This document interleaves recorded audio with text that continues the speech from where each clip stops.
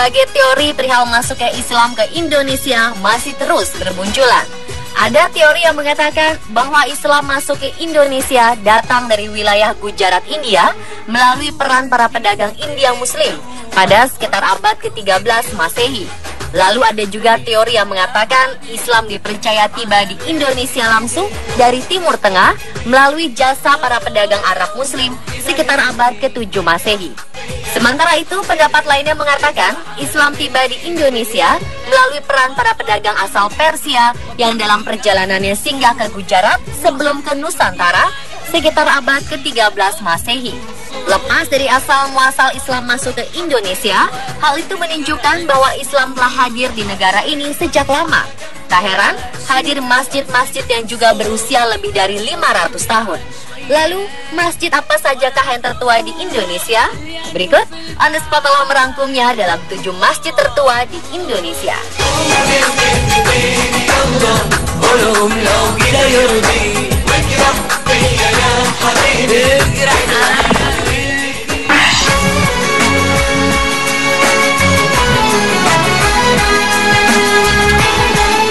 Pemirsa, jika kita bertandang ke Banda Aceh, belum lengkap rasanya jika belum mengunjungi atau sholat di Masjid Raya Baitur Rahman. Sebenarnya terdapat 2 versi sejarah mengenai riwayat pembangunan masjid ini. Ada yang mengatakan masjid ini didirikan pada 1292 oleh Sultan Alauddin Johan Mahmud Shah. Sementara lebih banyak lagi yang mengatakan masjid ini didirikan oleh Sultan Iskandar Muda pada 1612.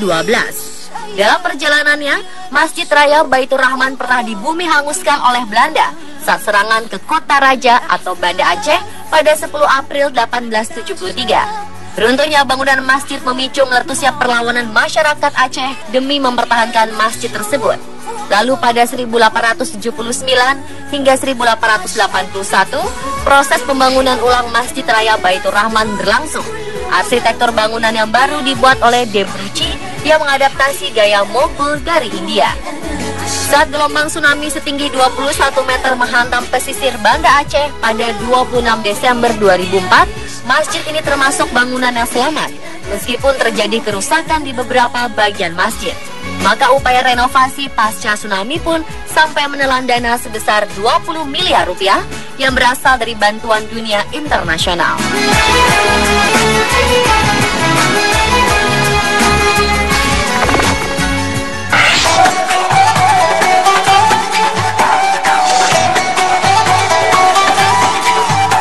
Masjid tertua lainnya adalah Masjid Agung Banten. Inilah salah satu masjid tertua di Indonesia yang penuh dengan nilai sejarah. Dibangun pertama kali oleh Sultan Maulana Hasanuddin, yaitu putra pertama dari Sunan Gunung Jati. Masjid ini selalu diramaikan para peziarah yang setiap harinya bisa mencapai ribuan orang. Masjid Agung Banten ini dikenali dari bentuk menaranya yang sangat mirip dengan bentuk sebuah bangunan mercusuar. Menara tersebut terbuat dari batu bata dengan ketinggian sekitar 24 meter. Pemandangan di sekitar masjid dan perairan lepas pantai dapat terlihat di atas menara karena jarak antara menara dengan laut hanya sekitar 1,5 kilometer. Hal menarik lainnya dari Masjid Agung Banten adalah atap masjid, di mana terdapat 2 tumpukan atap konsentris yang mengingatkan kita pada idiom pagoda Tiongkok. Kedua atap itu berdiri tepat di atas puncak tumpukan atap ketiga, dengan sistem struktur penyalur gaya yang bertemu di satu titik.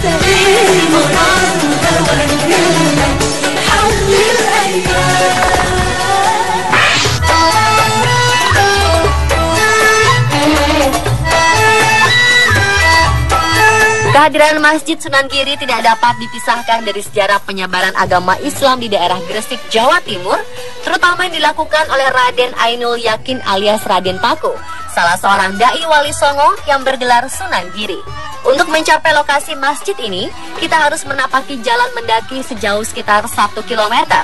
Memasuki lokasi masjid ada sekitar 300 makam yang bentuk nisannya nyaris sama dan tanpa nama. Masjid ini dibangun dari kayu pada 1544. Namun karena perkembangan zaman dan kondisi masjid yang semakin lapuk, maka pada 1857 saat masjid tersebut berusia sekitar 313 tahun, dilakukanlah renovasi yang pertama. Jadi Masjid Sunan Giri yang kita saksikan hari ini memang bukan masjid asli yang dibangun oleh Sunan Giri, tetapi bentuk arsitekturnya mendekati bentuk masjid yang asli. Sebagai peninggalan sejarah oleh pemerintah Hindia Belanda, masjid ini masuk dalam daftar Monumente Ordonanti pada 1931 dan sekarang berada di bawah pengawasan Direktorat Perlindungan dan Pembinaan Peninggalan Sejarah dan Purbakala Depdikbud.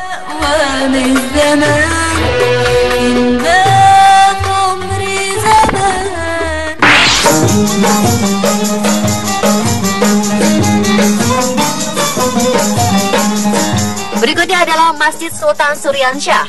Masjid ini bisa menjadi nilai tambah tersendiri ketika kita mengunjungi Pasar Terapung Kuin di Sungai Barito, Banjarmasin, Kalimantan Selatan. Menurut catatan sejarah, masjid yang juga dikenal dengan nama Masjid Kuin itu dibangun di era Kerajaan Banjar di masa pemerintahan Sultan Suryansyah antara tahun 1526 hingga 1550. Sultan Suryansyah adalah raja Banjar pertama yang menganut agama Islam. Oleh karena itu, masjid ini dibangun dengan gaya arsitektur tradisional khas Banjar. Konstruksinya serupa rumah panggung dengan atap tumpang. Di berbagai sudut bangunan, kita juga dapat melihat ornamen-ornamen ukiran khas Banjar yang menghiasi dengan indah. Kekunoan masjid ini dapat dilihat pada dua buah inskripsi Arab Melayu yang tertulis pada bidang berbentuk segi 8 di kedua daun pintu Lawang Agung. Kedua inskripsi ini menunjukkan pada hari Senin tanggal 10 Sya'ban 1159 telah berlangsung pembuatan Lawang Agung atau pintu utama oleh Kiai Demang Astungkara pada masa pemerintahan Sultan Sepuh atau Sultan Tamjidullah I, yakni tahun 1734 hingga 1759.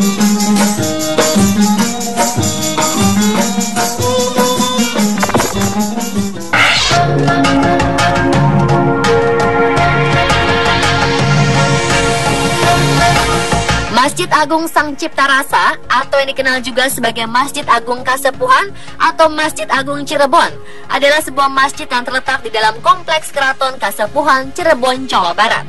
Masjid ini dibangun sekitar tahun 1480 atau semasa para wali songo menyebarkan agama Islam di tanah Jawa. Menurut tradisi, pembangunan masjid ini dikabarkan melibatkan sekitar 500 orang yang didatangkan dari Majapahit, Demak, dan Cirebon sendiri. Hebatnya, masjid ini diarsitekturi Sunan Kalijaga serta Raden Sepat, arsitek Majapahit yang menjadi tawanan perang Demak Majapahit kala itu. Konon, dahulunya masjid ini memiliki memolo atau kemuncak atap. Namun saat azan pitu atau azan 7 salat subuh digelar untuk mengusir Aji Menjangan Wulung, kubah tersebut mendadak pindah ke Masjid Agung Banten yang sampai sekarang masih memiliki 2 kubah. Karena cerita tersebut, sampai sekarang setiap salat Jumat di Masjid Agung Sang Cipta Rasa digelar azan pitu, yakni azan yang dilakukan secara bersamaan oleh 7 orang muazin berseragam serba putih.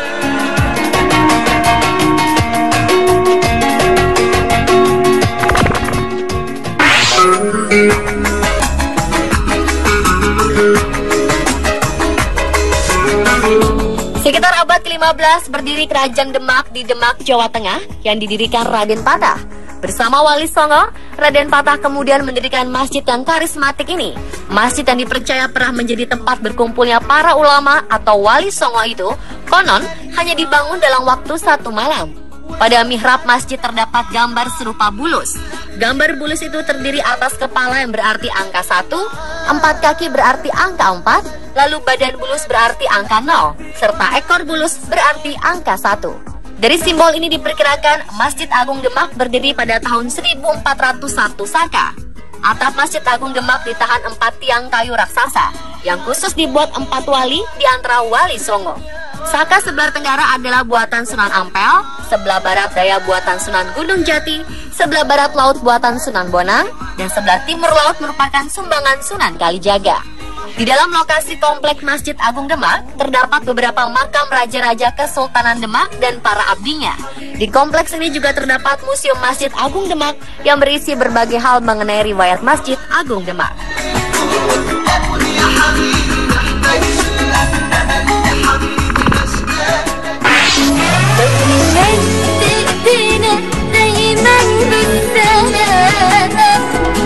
Dan yang terakhir adalah Masjid Ampel. sebuah masjid kuno yang terletak di Kelurahan Ampel, Kecamatan Semampir, Surabaya, Jawa Timur. Masjid yang didirikan pada tahun 1421 oleh Sunan Ampel itu dekat dengan kompleks pemakaman Sunan Ampel. Masjid yang saat ini menjadi salah satu objek wisata religi di kota Surabaya ini dikelilingi oleh bangunan berarsitektur Tiongkok dan Arab. Di samping kiri halaman masjid terdapat sebuah sumur yang diyakini merupakan sumur yang bertuah yang biasanya digunakan orang-orang yang meyakininya untuk penguat janji atau sumpah. Masjid Sunan Ampel dibangun dengan gaya arsitektur Jawa kuno dan nuansa Arab Islami. Dari bangunannya, tampak masjid ini masih dipengaruhi dengan alkulturisasi dari budaya lokal dan Hindu-Buddha. Kabarnya, bahan kayu jati yang digunakan untuk membangun masjid tersebut didatangkan dari beberapa wilayah di Jawa Timur dan diyakini memiliki karomah. Dari cerita masyarakat yang beredar, dulu saat pasukan asing menyerang Surabaya dengan senjata berat dari berbagai arah untuk menghancurkan kota Surabaya, Masjid Ampel tidak mengalami kerusakan sedikit pun, bahkan seolah tidak terusik.